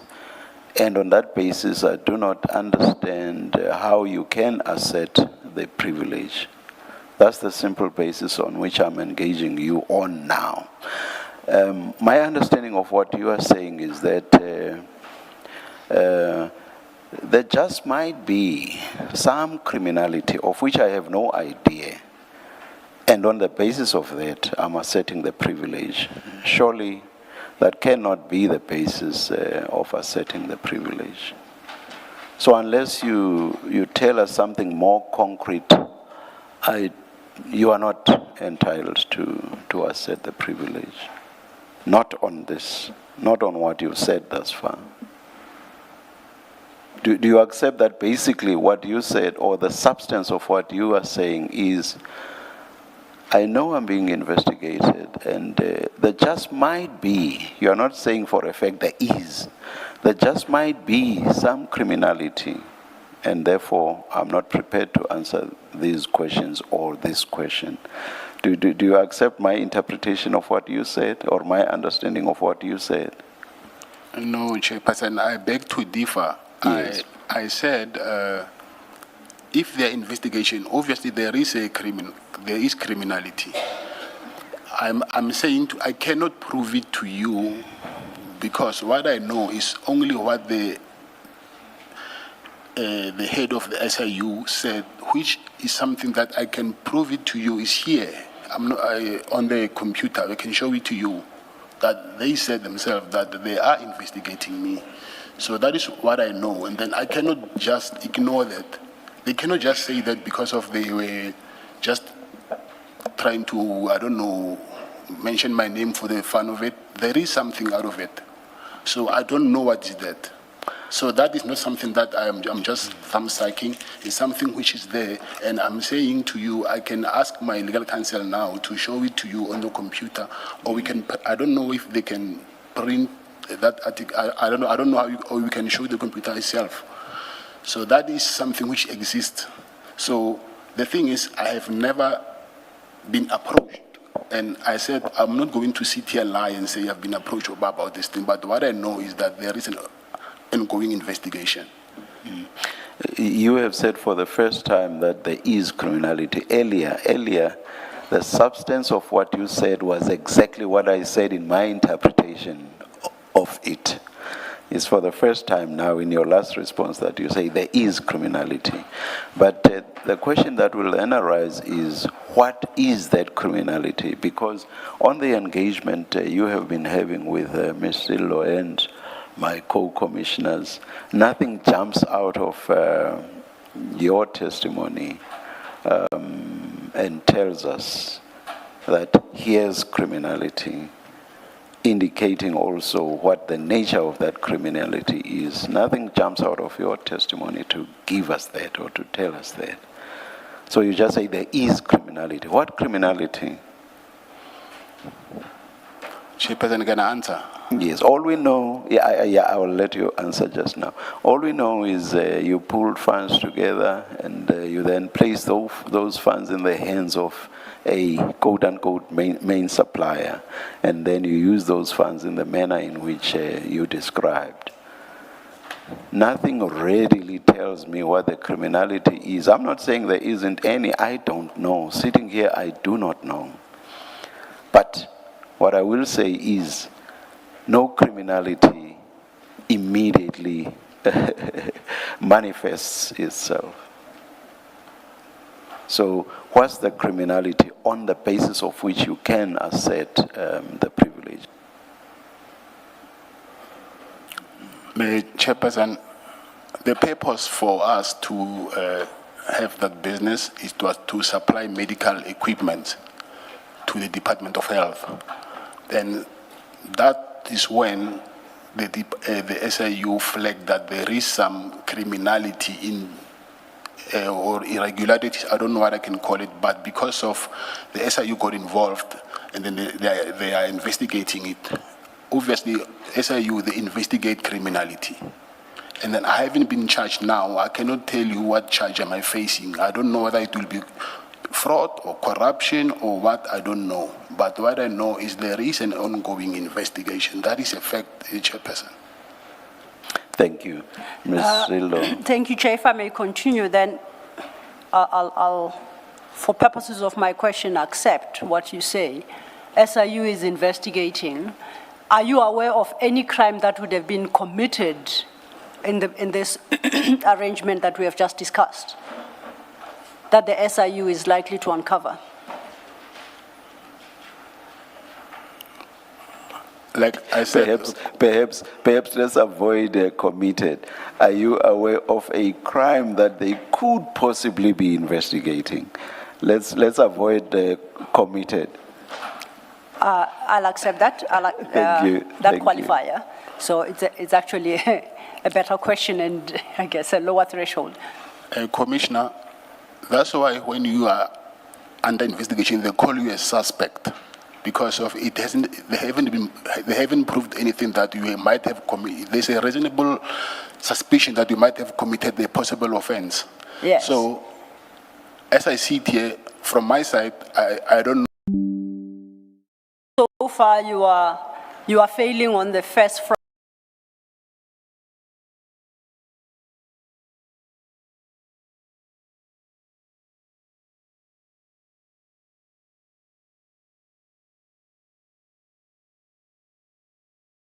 Identified the offense, then the chair, I guess, would have considered your fear of that offense being levied against you in the context of the conversation we are having. What offense you are worried about, or you suspect you are being investigated on? Point he's making. As to how, in practical terms, we are able to get that, Ms. van den Heever. We've got the specific article. There was a press release or interview conducted by, he's now the NDPP, but he was then the head of the SIU, when this is indeed a suspect in a variety of investigations. And yeah, I will leave it at that. If you give us, we will endeavor. We don't have the facilities with us, but we will endeavor to get everything printed and provided to you. It will assist you tremendously to understand, I think, what the client, again, as a layperson, is trying to convey in very simple terms to you at this point. Thank you, Chairperson. May we leave it between you and Indeed. Ms. Sildo to arrange To assure Mr. Matlala and Ms. van den Heever, they don't have to worry about printing. It suffices to email them and we'll take care of the printing. So that should take a burden off their shoulders. Thank you.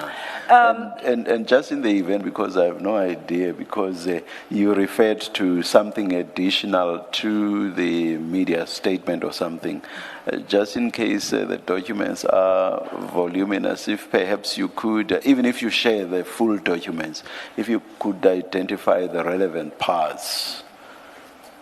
We will do our best, Chairperson. Thank you. I will not hold you to any specific number.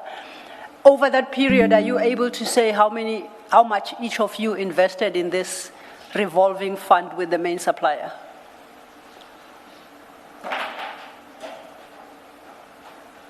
We were not investing in him. We were. Oh, okay. It was a credit. It was. I'll say maybe credit. Okay, and this credit facility with the main supplier, how much did each of